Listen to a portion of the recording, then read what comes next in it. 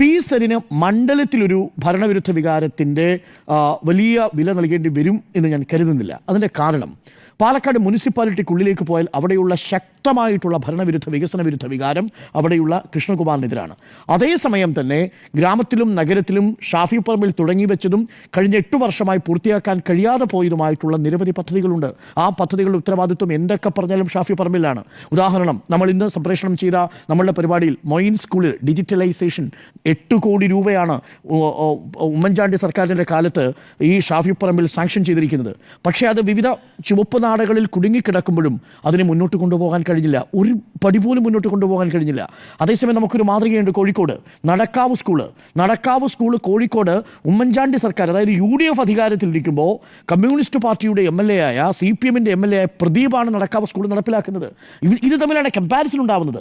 അവിടെ നടക്കാവിൽ പ്രദീപിന് സാധിച്ചു, എന്നാൽ എന്തുകൊണ്ടാണ് മൊയിൻ സ്കൂളിൻ്റെ കാര്യത്തിൽ ഷാഫി പറമ്പിലിന് കഴിയാതെ പോകുന്നത്?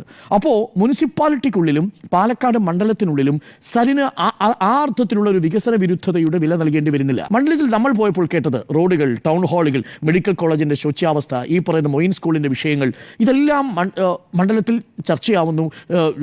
മുനിസിപ്പാലിറ്റിക്കുള്ളിലുള്ള വെള്ളം കിട്ടാത്ത പ്രശ്നങ്ങൾ അത് ചർച്ചയാവുന്നു. ഇതൊക്കെയാണ് നമ്മൾ കേൾക്കുന്നത്.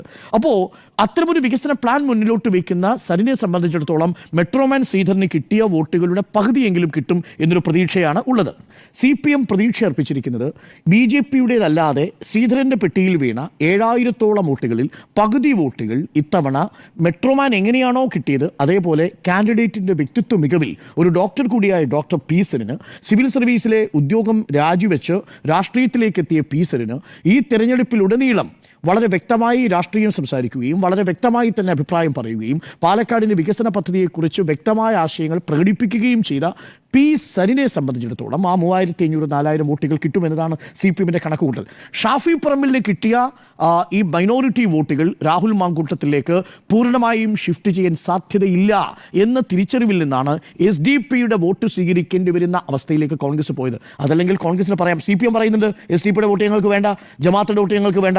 നോക്കൂ, ഏറ്റവും ദയനീയമായ ഒരു കാഴ്ചയല്ലേ ഇന്നിപ്പോൾ സന്ദീപ് വാര്യരെ ഒരു ഭാഗത്ത് നിർത്തിക്കൊണ്ടും മറുഭാഗത്ത് SDP ലഘുലേഖകൾ വിതരണം ചെയ്തുകൊണ്ടുമുള്ളൊരു തെരഞ്ഞെടുപ്പിൽ ഇത് രണ്ടിനെയും തള്ളിപ്പറയാതെ നിൽക്കേണ്ടി വരുന്ന കോൺഗ്രസിൻ്റെ ഒരു അവസ്ഥ. സന്ദീപ് വാര്യറിനെ നിങ്ങൾ എങ്ങനെയാണ് ഒരു തെരഞ്ഞെടുപ്പ് ക്യാമ്പയിൻ്റെ ഫ്രണ്ട് റണ്ണറായിട്ട് നിർത്തുക? അദ്ദേഹം RSSുമായിട്ടുള്ള ബന്ധം ഒരു പുലർച്ചെ ഒഴിവാക്കുമ്പോൾ എന്തുകൊണ്ട് മാറിയെന്നൊരു ചോദ്യമുണ്ടല്ലോ. അത് അദ്ദേഹം ഏതെങ്കിലും പ്രത്യയശാസ്ത്രപരമായിട്ടുള്ള അസ്വസ്ഥത പ്രകടിപ്പിച്ചുകൊണ്ട് മാറിയതാണെന്ന് ഞാൻ ഇപ്പോഴും വിശ്വസിക്കുന്നില്ല. കൺവെൻഷനിൽ ഒരു സീറ്റ് കിട്ടിയിരുന്നെങ്കിൽ, സ്ഥാനാർത്ഥി സീറ്റല്ല, അവിടുത്തെ കൺവെൻഷനിൽ മുൻനിരയിൽ ഒരു സീറ്റ് രഘുനാഥ് കൊടുത്തിരുന്നെങ്കിൽ ഈ സന്ദീപ് വാര്യർ ഇന്ന് BJP ക്യാമ്പിൽ ഉണ്ടാകുമായിരുന്നു. അപ്പോൾ ഒരു കൺവെൻഷനിൽ ഒരു സീറ്റ് കൊടുക്കാത്തതിൻ്റെ പേരിൽ പിണങ്ങിപ്പോയ ന്യൂനപക്ഷ വിരുദ്ധമായ സ്റ്റേറ്റ്മെന്റുകൾ നടത്തിയ മതേതരത്വത്തെ പോറലേൽപ്പിക്കുന്ന വിധത്തിൽ നമ്മുടെ മഹാത്മാഗാന്ധിയെ ഒന്ന് ചെറുതായി വെടിവെച്ച് കൊന്നതേയുള്ളൂ എന്ന് മറ്റൊരു സഹപാനലിസ്റ്റിൻ്റെ ചോദ്യത്തോട് പരിഹാസരൂപേണ പ്രതികരിച്ച, അതിൻ്റെ ഇമ്പാക്റ്റുകളെക്കുറിച്ച് ബോധ്യമില്ലാത്ത, കശ്മീരികൾ മുസ്ലിങ്ങളെക്കുറിച്ച് വളരെ മോശമായി പ്രതികരിച്ച, നമ്മളുടെ രാജ്യത്തെ പ്രതിപക്ഷ നേതാവ് രാഹുൽ ഗാന്ധി ഒരു രാജ്യദ്രോഹിയാണെന്ന് പോസ്റ്റിട്ട, നെഹ്റു കുടുംബത്തിൻ്റെ കുറിച്ച് വളരെ മോശമായി പോസ്റ്റിട്ട ഒരു നേതാവിനെ ഇന്ന് രാഹുൽ മാങ്കൂട്ടത്തിൻ്റെ സ്ഥാനാർത്ഥിക്കൊപ്പം ചേർത്ത് നിർത്തേണ്ടി വരുന്ന ഒരവസ്ഥ കോൺഗ്രസിന് ഉണ്ടാവുന്നത്. പക്ഷേ അത് കോൺഗ്രസ് പാലം വലിക്കുമോ എന്നതാണ് പ്രധാനപ്പെട്ട ചോദ്യം. നോക്കൂ, ഏതെങ്കിലും ഒരു ഉപതെരഞ്ഞെടുപ്പിൽ 12ഓളം പ്രാദേശിക നേതാക്കൾ 12 ദിവസത്തെ ഇടവേളയിൽ കോൺഗ്രസിൽ നിന്നിറങ്ങി CPMലേക്ക് വന്ന ചരിത്രം നമ്മൾ കേട്ടിട്ടില്ല. 1, 2, 3 നേതാക്കൾ വന്നിട്ടുണ്ട്. ഇന്ന് പോലും ഭാസ്കരൻ എന്ന ഭാസി എന്നൊരു മുൻ കൗൺസിലർ ഇറങ്ങി വരികയാണ്. എത്രമാത്രം സ്വാധീനശേഷിയുണ്ടെന്ന് നമുക്കറിയില്ല. പക്ഷേ നോക്കൂ, അദ്ദേഹം ഒരു കൗൺസിലറായിരുന്നു, ഒരു വാർഡ് മെമ്പറായിരുന്നു. ഒരു 10-15 പേരെ മാറ്റാൻ കഴിയുന്നതിനും അപ്പുറം ഒരു വാർത്തയുടെ തലക്കെട്ടായി. അപ്പോൾ കോൺഗ്രസിൽ നിന്നും കൂട്ടത്തോടെ പടിയിറക്കമുണ്ടാവുന്നതായ ഒരു പ്രതീതി ജനിപ്പിക്കാൻ CPMന് സാധിച്ചു. അത് കോൺഗ്രസിനെ സംബന്ധിച്ച് വലിയ ആശങ്കയുണ്ടാക്കിയിട്ടുണ്ട്. അത് എങ്ങനെയാണ് വോട്ടായി പ്രതിഫലിക്കുക? ഇന്ന് പ്രതിപക്ഷ നേതാവ് വലിയ ആത്മവിശ്വാസത്തോടു കൂടി പറഞ്ഞൊരു സ്റ്റേറ്റ്മെന്റ് ഇനി എങ്ങനെയാണ് വരിക എന്നുള്ളത് കൂടി വ്യാഖ്യാനിക്കേണ്ടതുണ്ട്. ഇന്ന് പ്രതിപക്ഷ നേതാവ് എന്താ പറഞ്ഞത്? ഈ തെരഞ്ഞെടുപ്പിൽ എന്തെങ്കിലും കുഴപ്പം സംഭവിക്കുകയാണെങ്കിൽ അതിൻ്റെ എല്ലാ ഉത്തരവാദിത്വവും എനിക്കാണ് എന്നാണ്. ഞാൻ ഇതേവരെ കേട്ടിട്ടില്ല. അങ്ങനൊരു തിരഞ്ഞെടുപ്പ് നടക്കുമ്പോൾ KPCC പ്രസിഡന്റ് അവിടെ നിലവിലിരിക്കെ പ്രതിപക്ഷ നേതാവ് ഒരു തിരഞ്ഞെടുപ്പിൻ്റെ ഉത്തരവാദിത്വം ഏറ്റെടുക്കുന്നത് എങ്ങനെയാണെന്ന് എനിക്ക് ഇനി മനസ്സിലാവുന്നില്ല. സംഘടനാപരമായി മത്സരിക്കുന്നത് കോൺഗ്രസ് സ്ഥാനാർത്ഥിയാണ്. ആ കോൺഗ്രസ് സ്ഥാനാർത്ഥി മത്സരിക്കുമ്പോൾ KPCC പ്രസിഡന്റ് പറയേണ്ട ഭാഷ പ്രതിപക്ഷ നേതാവ് പറയുന്നു.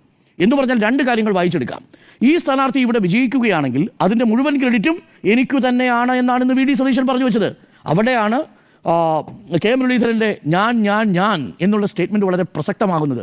ഈ തിരഞ്ഞെടുപ്പിൽ പരാജയപ്പെട്ടാൽ അതിൻ്റെ എല്ലാ ഉത്തരവാദിത്വവും ഞാൻ ഏറ്റെടുക്കുന്നു എന്ന് പറയുമ്പോൾ ഈ തിരഞ്ഞെടുപ്പിൽ വിജയിക്കുകയാണെങ്കിൽ അതിൻ്റെ എല്ലാ ക്രെഡിറ്റും എനിക്കാണ് എന്നാണ്. അവിടെയാണ് സരിൻ പറഞ്ഞ സ്റ്റേറ്റ്മെൻറ്റിലേക്ക് പോയി നിൽക്കുന്നത്. ഇത് കോൺഗ്രസിൻ്റെ രീതിയായിട്ട് ഞാൻ മനസ്സിലാക്കുന്നില്ല. പ്രതിപക്ഷ നേതാവ് ഒരു കാരണവശാലും അങ്ങനെ പറയാൻ പാടില്ലായിരുന്നു എന്നാണ് എൻ്റെ കണക്കുകൂട്ടൽ.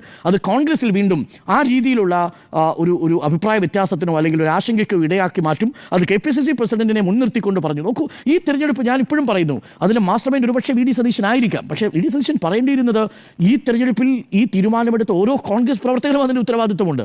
ബട്ട് സ്റ്റിൽ അദ്ദേഹം പറയുന്നത് ഇത് പ്രതിപക്ഷത്തിൻ്റെ വിലയിരുത്തലായി കണക്ക് കൂട്ടണമെന്നാണ്. പ്രതിപക്ഷത്തിൻ്റെ വിലയിരുത്തലൊന്നും അല്ല പാലക്കാട് നടക്കാൻ പോകുന്നത്. അത് മുനിസിപ്പാലിറ്റിയുടെ വിലയിരുത്തലാണ്, ഷാഫി പറമ്പിൽ എന്ന MLA യുടെ വിലയിരുത്തലാണ്, അതേപോലെ തന്നെ സംസ്ഥാന സർക്കാരിൻ്റെയും കേന്ദ്രത്തിൻ്റെയും ഒക്കെ വിലയിരുത്തലായി മാറേണ്ടതാണ്.